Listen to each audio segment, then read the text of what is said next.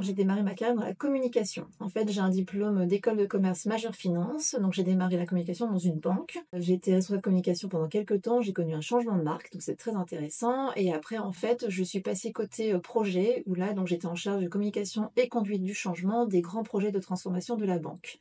Après, j'ai enchaîné sur un poste de communication du CEO de la banque. Et donc dans son périmètre, il avait la direction de l'immobilier. J'ai fait mes premiers pas avec la matière donc pour communiquer autour des projets immobiliers. Et j'ai eu ma première fille. Et là, pour le coup, je me suis beaucoup questionnée sur ma carrière et ce que je voulais faire. Et donc, je voulais vraiment être actrice, en fait, du changement et actrice du bien-être pour les collaborateurs. C'est comme ça que j'ai postulé à la direction de l'immobilier. Je suis arrivée en tant que chef de projet immobilier. Quelques mois après, je suis passée responsable des sites centraux de cette même banque. Et après, donc, j'ai monté un peu les échelons comme ça pour arriver donc en 2019 chez BNP Paribas Real Estate en tant que directrice de l'environnement de travail et de l'immobilier et finir en 2023 comme présidente de l'IDE.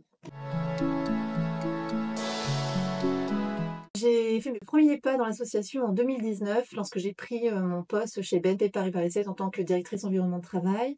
Donc ce qui m'a attirée en premier, c'était d'abord la curiosité. Donc j'étais curieuse de savoir ce qu'on faisait dans une association professionnelle. Après, je suis restée très en retrait parce qu'en parallèle, je travaillais sur un énorme projet qui s'appelait Métal 57, qui était en fait la construction de notre nouveau siège social. Donc ça m'a pris un petit peu de temps puisque du coup, on a déménagé en 2022, donc j'étais vraiment à fond sur ce projet. Mais c'était aussi pouvoir intégrer le cœur de la profession et donc intégrer un réseau de professionnels. Alors, mon rôle de présidente, c'est être un peu l'ambassadrice des métiers de l'environnement de travail. Donc, pour moi, le rôle d'une présidente, c'est représenter les métiers, c'est bien évidemment les valoriser et c'est fédérer l'ensemble des membres et surtout, c'est être actrice du changement.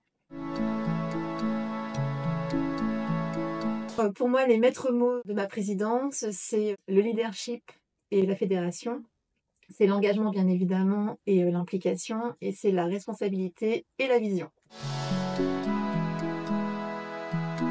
Depuis 2019, surtout ce que j'ai vu évoluer, en fait, c'est le retour de la convivialité. Donc, suite à la crise sanitaire, ça a été un vrai plaisir de voir surtout tout le monde se réunir et pouvoir de nouveau être en présentiel. Ça a été la concrétisation du programme de formation. Donc c'est un projet en fait qui a démarré sous la présidence de Gilbert Blaise, donc il y a de ça quand même quelques années. En 2025, ça y est, on peut enfin proposer un programme de formation à nos membres. Ce qui est important pour moi depuis ma présidence, ça a été d'être dans la continuité de ce qui a été entamé par Gilbert Blaise et Latifa Akou. Par contre, ce qu'on a fait avancer d'un grand pas, c'est le déménagement donc, des équipes permanentes en septembre 2024.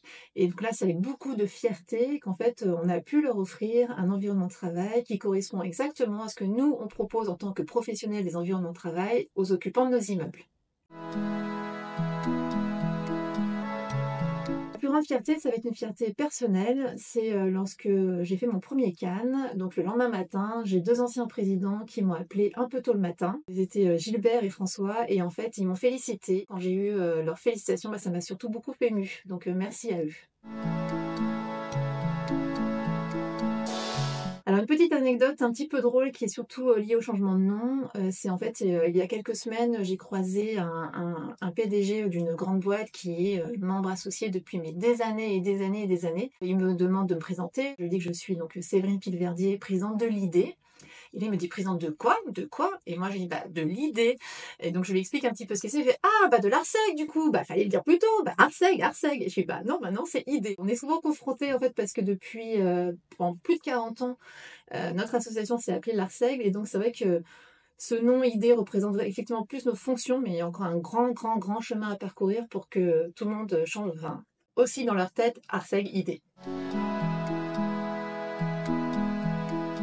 Alors 50 ans déjà c'est la fête, parce que forcément 50 ans c'est un demi-siècle, et donc qui dit anniversaire dit gâteau et donc dit fiesta. Après surtout, plus sérieusement, ça m'inspire 5 décennies d'engagement. 5 décennies c'est quand même énorme, donc ça inspire forcément le respect, ça inspire aussi la légitimité de notre association, et donc pour ça je suis très fière d'être la présidente des 50 ans de l'IDE. Le seul mot que je dirais, c'est on a tous rendez-vous le 17 juin à la caserne et donc on va tous fêter et souffler les bougies de l'idée. Donc je vous retrouve là-bas. Merci!